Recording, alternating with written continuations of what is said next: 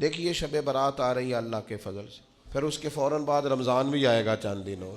اب کیا وقت ہے اس رحمت میں داخل ہونے سے پہلے پہلے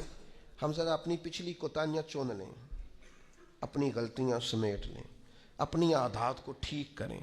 نبی پاک علیہ السلام کثرت سے روزے شعبان میں رکھنا شروع کر دیتے تھے۔ ایک رات ہمیں پہلے مل جاتی ہے شب برات کی، لو بھائی اسی پہ رج کے استغفار کر لو، معافی لے لو نا شب برات پہ، اور پھر رمضان سارا تم خیر سمیٹتے رہنا،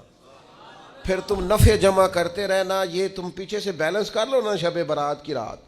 اور جو رمضان آئے گا پھر وہ سارا خیر کٹھی کریں گے، خیر سمیٹیں گے، نیکیاں جمع کریں گے، اپنے لیے سامان کریں گے۔ میرے بھائی اپنی زندگی میں